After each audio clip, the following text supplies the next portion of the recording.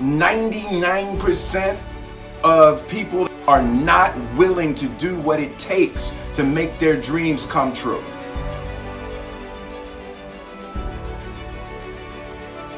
The Marines have a saying, everybody wants to go to heaven, but nobody wants to die.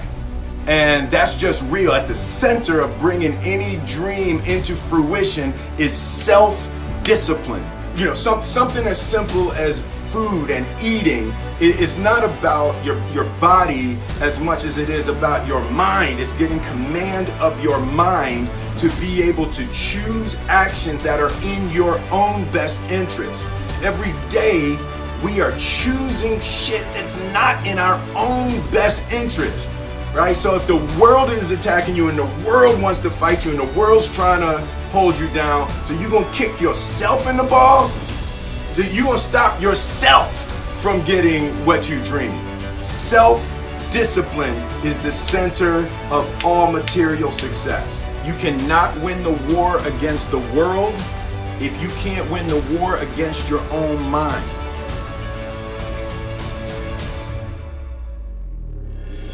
I believe that self-discipline is the definition of self-love.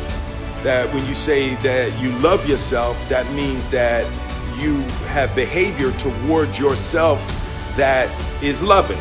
It's like you say to yourself, hey man, look, I know you want to eat that pizza and it'll be really good, you know, but I can't let you eat that, man, because if you eat that pizza, you're gonna feel like shit.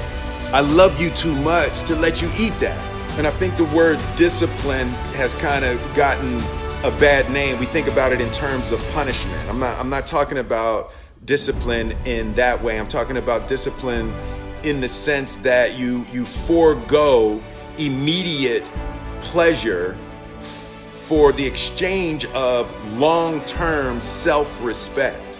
Self-love is when you say to yourself, I know you and that girl got a real connection. I know y'all vibe, but that's your girl's cousin. So I love you too much to let you do that. Self-love is, hey, look, I know you got a test on Monday, you know, and I know you really want to go out with your friends. It's Saturday night, you want to go out, but if you fail that test, you're not going to feel good about yourself. You know, I love you too much to let you go out tonight. Self-discipline is self-love. If you want to be happy, you have to love yourself, which means you have to discipline your behavior. The road to sustained happiness is through disciplining your behavior.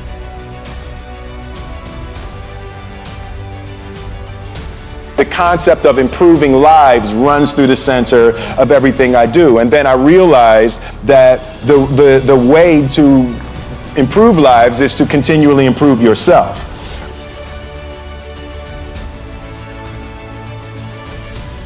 Fail early, fail often, fail forward. You know, it's always a little bit frustrating to me when people have a negative relationship with failure. Failure is a massive part of being able to be successful. You have to get comfortable with failure. You have to actually seek failure. Failure is where all of the lessons are. You know, when you go to the gym and you work out, you're actually seeking failure. You want to take your muscles to the point where you get to failure, because that's where the adaptation is. That's where growth is. Successful people fail a lot. They fail a whole lot more than they succeed, but they extract the lessons from the failure and they use that, the energy, and they use the wisdom to come around to the next phase of success. You gotta take a shot. You have to live at the edge of your capabilities. You gotta live where you're almost certain you're gonna fail. That's the reason for practice. Practice is controlled failure. You're getting to your limit, getting to your limit, getting to your limit. You can't lift that, you can't do that, until you get to the point that all of a sudden your body makes the adjustment and then you can do it. Failure actually helps you to recognize the areas where you need to evolve. So fail early, fail often, fail forward.